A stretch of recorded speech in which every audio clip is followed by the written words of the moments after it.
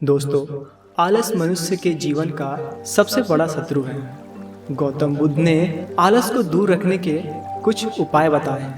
तो चलिए जानते हैं। एक दिन की बात है, गौतम बुद्ध अपने ध्यान में बैठे थे। वहाँ पर एक आदमी आया। वो आदमी अपने आलस्यपन से बहुत ज़्यादा परेशान था।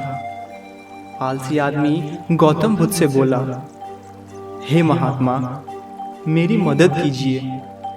मैं अपने आलस्यपन से बहुत ज़्यादा परेशान हूँ। आप ही कोई उपाय बताइए जिससे मैं अपने आलसीपन को छोड़ सकूं, उससे छुटकारा पा सकूं।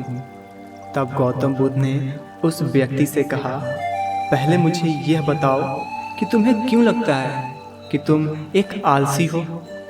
तब उस आलसी ने कहा, सिर्फ मुझे ही नहीं, मेरे परिवार वालों और मेरे आसपास के सभी लोगों को ऐसा ही लगता है कि मैं एक आलसी हूँ। गौतम बुद्ध ने फिर उससे पूछा, क्या तुम जानते हो आलस से क्या होता है? आलसी व्यक्ति ने कहा, नहीं, मैं नहीं जानता हूँ, किंतु मैं इतना ज़रूर जानता हूँ कि आलस्य बहुत बुरी चीज़ है। इसकी वजह से मुझे बहुत नुकसान हुआ है। गौतम बुद्ध बोले, जिस परेशानी से तुम छुटकारा पाना चाहते हो, पहले उसके बारे में पूरी जानकारी ले तो लो। उसके बाद उससे छुटकारा पाना बहुत आसान हो जाएगा। आलसी व्यक्ति बोला, भगवान, इतनी बुद्धि तो मुझ में नहीं है। आप ही मुझे इस समस्या के बारे में जानकारी दीजिए। गौतम बुद्ध बोले, आलस्य एक मानसिक अवस्था है, एक विचार है जिसे जाने अनजाने में हम खुद ही जन्म देते हैं। आलस्य दो मूलभूत कारणों की वजह से ही जन्म लेता है। एक है शारीरिक और दूसरा है मानसिक। शारीरिक कारणों में पहला कारण है गलत तरह का भोजन। हम सभी जानते हैं कि हमारे शरीर को भोजन से ऊर्जा मिलती है, और यह ऊर्जा सजीव चीज़ों से मिले तो अच्छी, यानी कि प्राकृतिक रूप से जो हमें भोजन की वस्तुएं प्राप्त होती है, उनसे अगर यह ऊर्जा मिले तो हमारे शरीर का ऊर्जा अच्छा प्राप्त होता है। इससे उलट यदि हम निर्जीव वस्तुओं से ऊर्जा प्राप्त करते हैं तो यह हमें आलस्य की ओर ले जाता है। दूसरा कारण हमारी शारीरिक गतिविधियां भी हमें आलस्य के चंगुल में फंसा सकती हैं। गौतम बुद्ध ने आलसी व्यक्ति को अपने शिष्यों की तरफ इशारा करते हुए कहा, देखो, इनके चलने, फिरने, बैठने के तरीकों में तुम्हें कुछ अलग नजर आ रहा है। जब आलसी व्यक्ति कुछ समझ नहीं पाया, तब गौतम बुद्ध ने उससे कहा, मेरे शिष्य जब भी बैठते हैं तो वे रीढ़ की हड्डी को एकदम सीधा रखते हुए बैठते हैं। इसी प्रकार हमें जब भी बैठना चाहिए तो अपने रीढ़ की हड्डी को पूरी तरह से सीधा कर कर ही बैठना चाहिए। चलते हैं तो उनके दोनों पैरों के बीच अच्छे से संतुलन बना रहता है, और जब सोते हैं तो उनका शरीर एकदम शिथिल रहता है।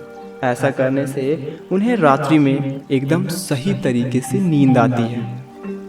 आलसी व्यक्ति बोला, लेकिन नींद तो आलस्य का ही एक स्वरूप है। बुद्ध बोले, हाँ, अगर उससे ज्यादा मात्रा में लिया जाए तो। बुद्ध ने इस बात को आगे बढ़ाते हुए कहा, नींद कम मात्रा में लोगे तो तुम्हें अगले दिन थकान महसूस होगी, और ऐसा करने से ज़्यादा शरीर में आलस्य होगा। नींद ज़्यादा लोगे तब भी यही परिणाम होगा। इसलिए नींद को न ज़्यादा न कम, एकदम सही मात्रा में लेना अति आवश्यक है। आलसी व्यक्ति बोला, हाँ, ये तो मैंने भी अनुभव किया है। बुद्ध बोले, अब मानसिक कारणों के बारे में जान लो। मानसिक कारणों में सबसे पहले हमारी पुरानी गलत धारणाएं।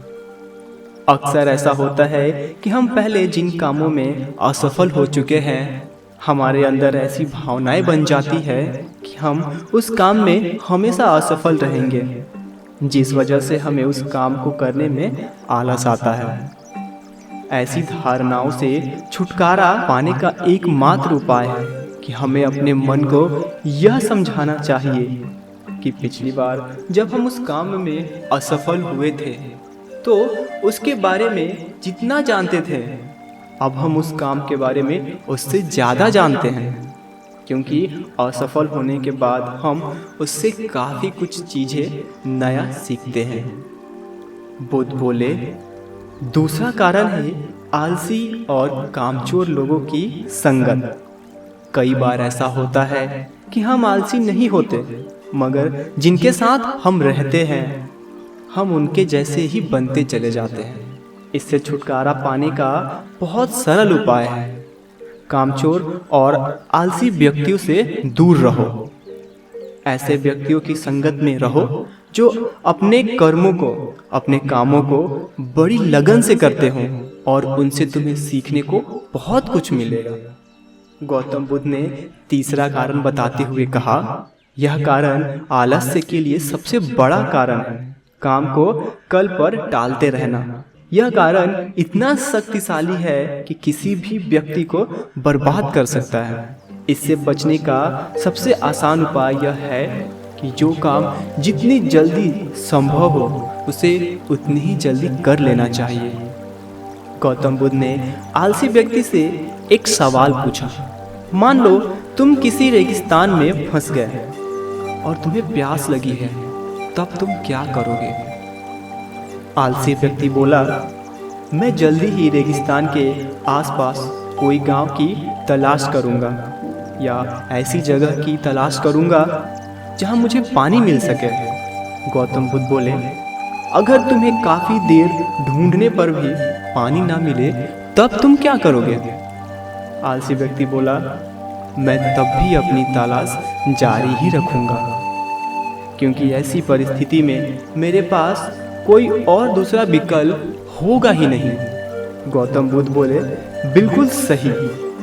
और यही है मानसिक स्तर पर आलस्य का चौथा कारण, किसी भी निश्चित लक्ष्य का ना होना।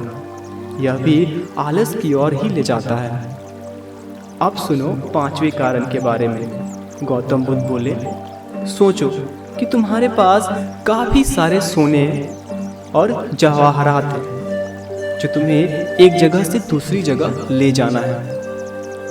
तुम चलते चलते थक जाते हो और किसी पेड़ के नीचे बैठ जाते हो और तभी तुम्हें दूर से तुम्हारी तरफ दौड़कर आ रहे डाकू दिखाई देते हैं। तो क्या तब भी तुम आलस करके वहीं बैठे रहोगे या ऐसी परिस्थिति में तुम वहां से उठकर दौड़ने लगोगे? आलसी व्यक्ति बोला, जी मुझे वहां से दौड़ना ही पड़ेगा, नहीं तो मेरी जान और सोना दोनों ही खतरे में पड़ जाएंगे। बुद्ध बोले, यानी कि तुम्हारे पास एक ठोस वजह होगी दौड़ने के लिए। यही है आलस्य का पांचवा कारण, किसी के लिए, किसी भी काम के लिए ठोस वजह का ना होना। आलसी व्यक्ति महात्मा बुद्ध की बातों से संतुष्ट हुआ। वह बोला, महात्मा जी, मैं अब आलस्य के बारे में सब कुछ जान चुका हूँ और मैं इन सभी कारणों पर काम करूँगा और अपने आलस्य को दूर भगा दूंगा। दोस्तों, आशा करता हूँ गौतम बुद्ध और आलसी व्यक्ति की यह कहानी आपको अच्छी लगी। इसे सुनने के बाद अब आप कभी भी जीवन में आलस नहीं करोगे।